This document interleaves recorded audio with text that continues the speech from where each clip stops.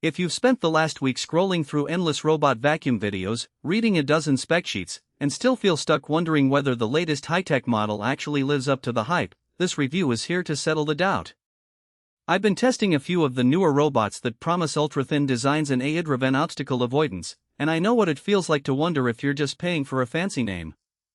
Link is in the description if you want to check the product details on Amazon. Let's break down the day-to-day experience with the roborock Saros 10, see where it really shines, and figure out if it's worth the price tag for your home. First off, the biggest question most people have is whether a robot can truly handle both vacuuming and mopping without turning the bathroom floor into a swamp or leaving the living room carpet untouched. The Saros 10 tackles this with a 22,000 Pascal suction motor and a separate hot water mop module that detaches automatically when you switch modes. In practice, that means you can set it to mop the kitchen after dinner, and the robot will lift the mop head, revert to vacuum mode for the hallway, then re-engage the mop when it returns to the kitchen. I tried exactly that scenario: a quick dinner, a quick wipe of the counter, then a clean the whole house command. The robot completed the cycle without me needing to intervene, and the kitchen tiles came out noticeably cleaner than after a manual mop, while the hallway carpet still had the strong suction it promised. One of the most advertised features is the reactive AI 3.0 obstacle recognition paired with precise LiDAR navigation. For a house with a mix of low-profile furniture, a cat that darts under tables, and a few stray charging cords, this is where the Saros 10 either earns or loses points. The AI camera actually identifies common obstacles like shoes, toys, and pet bowls and plots a route around them. In my 2-day test, the robot smoothly navigated around a stack of children's books without getting stuck, and it even recognized my cat's favorite lounging spot, slowing down to avoid disturbing her. However, it's not perfect. A low coffee table with a glossy finish caused the robot to briefly pause, misreading the reflection as a wall.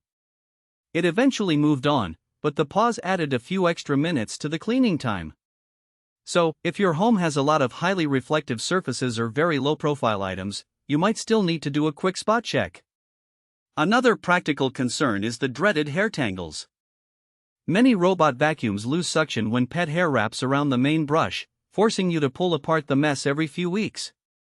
Roborock markets the Saros 10's Zero Tangling Maximum Cleaning System, which essentially uses a self-detaching brush that spins faster to fling hair away from the rollers.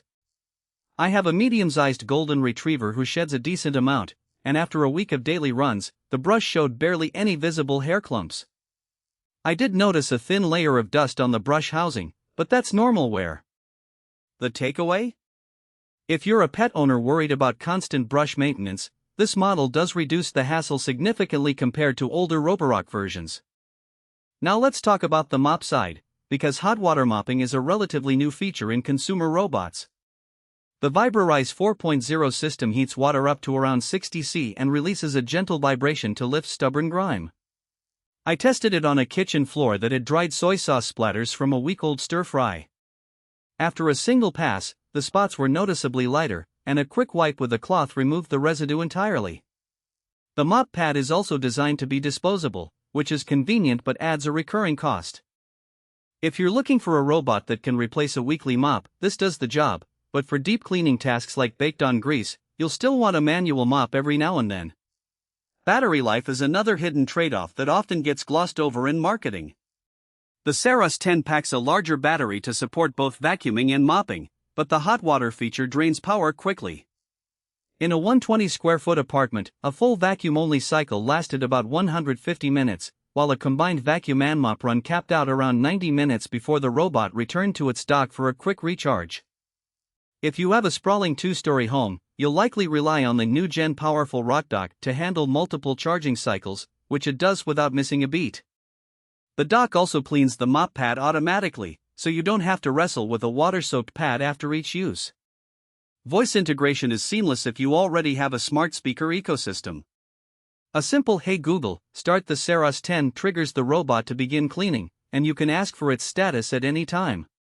The app also offers granular control. You can set no-go zones for the dog's food bowl, schedule a nightly mop for the entryway, and even see a map of cleaned areas. The map feature is handy for visualizing where the robot spends most of its time, especially if you want to tweak the schedule for